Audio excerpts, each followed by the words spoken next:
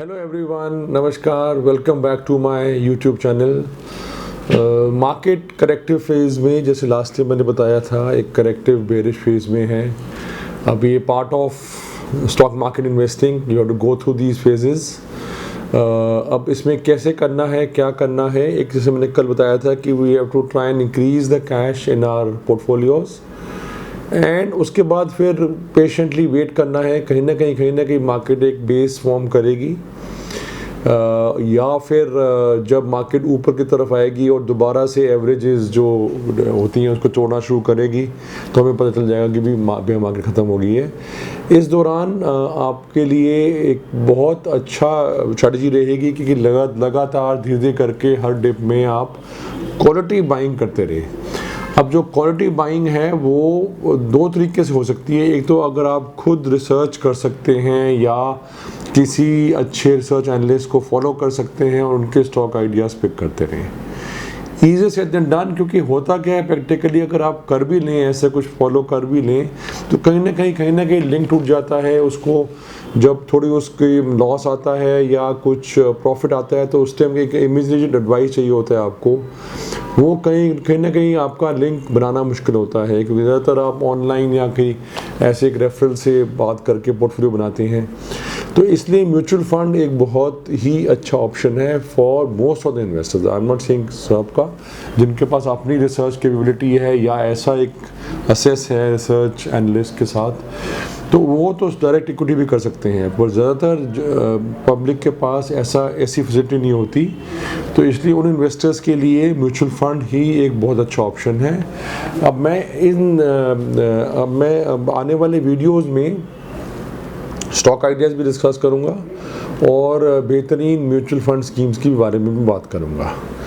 मेरे मुताबिक जो म्यूचुअल फंड स्कीम्स, दो ऐसी स्कीम्स हैं जो मैं आज लेके आया हूँ, जिनको में आप रेगुलर इन्वेस्टमेंट स्टार्ट कर सकते हैं।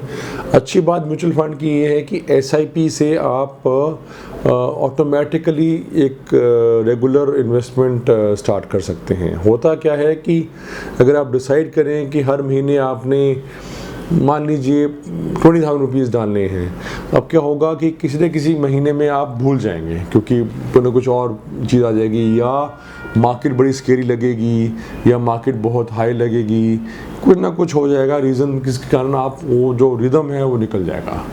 अब SIP करके अगर आप छोड़ देते हैं, तो ऑटोमेटिकली आपके बैंक से जैसे EMI निकलती है वैसे ही ये निकलती रहेगी, आपको पता भी नहीं चलेगा, फील भी नहीं होगा, और लगातार एक रेगुलर इन्वेस्टमेंट बनती रहेगी।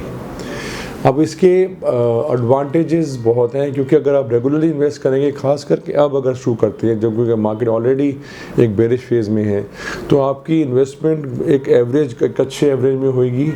और क्योंकि आपने बेयर मार्केट में स्टार्ट किया है, तो वो एवरेज एक नॉर्मल जो लॉन्ग टर्म एवरेज है उससे भी कम रेट पे होने की बहुत से चांसेस हैं।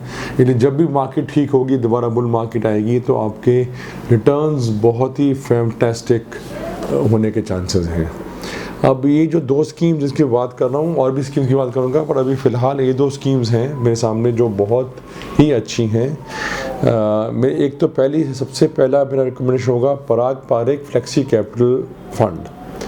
अब ये एक तरह से मिक्स्ड, इसको थोड़ा सा ओवरसीज एक्सपोजर भी इसमें आता है, क्योंकि अबाउट 66% इनकी इन्वेस्टमेंट्स इंडियन स्टॉक्स में है, बाकी ओवरसीज़ मार्केट में इनकी है। तो एक आपका एक थोड़ा सा मिक्स, क्योंकि ओवरसीज़ मार्केट भी काफ़ी फॉल आया है, तो आपका एक वाइड स्प्रेड रिस्क आता है, रिस्क डाइवर्सिफाई होता है।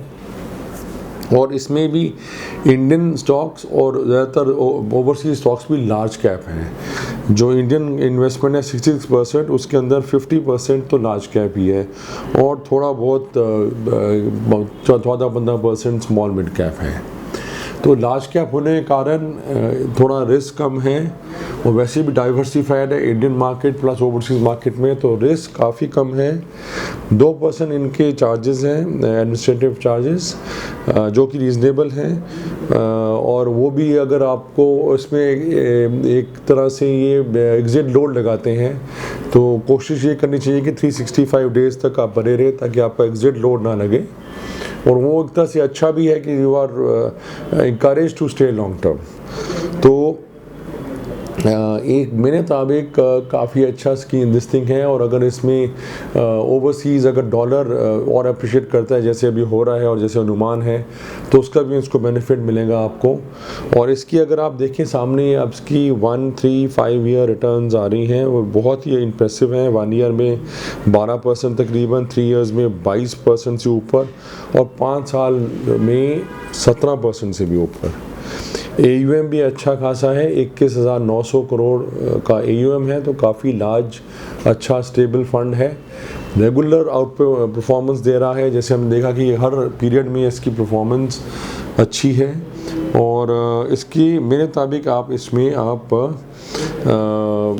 आप इन्वेस्ट कर सकते हैं। और इसमें एक चीज़ ध्यान रखें कि जैसे मैंने बताया कि तकरीबन 1.94 तकरीबन 2%, बट 1.94% टू बी प्रिसाइज इनका एक्सपेंस रेशियो है। एग्जिट लोड है 2% फर्स्ट ईयर का और 1% सेकेंड ईयर का। सो कोशिश यही करनी है, जैसे अभी हमने वैसे भी टाइम ठीक है कि लॉन्ग टर्म इन्वेस्टमेंट करें इसमें। और लॉन्ग टर्म में मैं ज़रूर उम्मीद करूँगा कि अगर जैसे 17% जैसे इन्होंने पिछले 5 साल किया है, 17 से भी बेटर रिटर्न इसमें आ सकते हैं अगले 5 साल में, अगर आप अभी यहाँ से SIP के फॉर्म में शुरू करें। और अगर लमसम भी करना है तो लमसम करके उसके ऊपर एक SIP एड ऑन कर सकते हैं। तो ये एक बहुत अच्छा आइडिया है मेरे मुताबिक इन्वेस्ट करने का। दूसरा है PGIM India mid cap opportunities fund. ये फंड ज़्यादातर इंडियन मार्केट्स में ही कर रहा है, और इसमें काफ़ी अच्छी कंसंट्रेशन इनकी मिड और स्मॉल कैप स्टॉक्स में है। सो इसमें around 45% mid cap and 25% small cap है, तो तकरीबन 70% एक्सपोजर में छोटे कंपनीज में है। तो थोड़ा वोलेटाइल ज़रूर रहेगा, थोड़ा सा जो बिल्कुल रिस्क के वर्स इन्वेस्टर्स हैं वो इसको चाहे अवॉइड कर लें, बट थोड़ा सा चॉपी ज़रूर रहेगा। बट अब यहाँ इस मार्केट में चॉपीनेस आपके लिए फ़ायदा देगी, क्योंकि ऑलरेडी मार्केट काफ़ी फॉल कर चुकी है। तो जो थोड़ा सा हाई रिटर्न वाली स्कीम होती है उसमें मेरे मुताबिक आप रिस्क ले सकते हैं। ये भी बहुत अच्छी वेल मैनेज्ड है, इसका एक्सपेंस रेशियो 2.1% है, और ये 2013 में लॉन्च हुई थी, तो काफ़ी सालों से लगातार अच्छा परफॉर्म कर रही है। इसमें भी अगर आप देखें सामने आपके आ रहा है रिटर्न्स, तो इसके 1 ईयर के रिटर्न्स बहुत ही शानदार 17.7%, 3 साल के तकरीबन 32% और 5 साल के भी 15% से ऊपर रिटर्न है। एक्सपेंस रेशो जैसे मैंने बताया कि अराउंड 2% है। एसेट्स इनके अंडर मैनेजमेंट 5,000 करोड़ के हैं, तो रीजनेबली अच्छा साइज फंड है। और इसमें भी इनका पहले 90 दिन के लिए 0.5% एग्जिट लोड है, तो इसमें ध्यान रखें। खैर 90 अगर अभी आप इन्वेस्ट कर रहे हैं तो 90 दिन तो कम से कम आप रुकेंगे। इसमें भी SIP की रिकमेंडेशन है, अगर आप लमसम करते हैं तो उसके ऊपर एक SIP टॉपअप कर सकते हैं। रेगुलर अच्छा परफॉर्मिंग फंड है, और पिछले कुछ समय में तो बहुत ही अच्छा इन्होंने परफॉर्म किया है।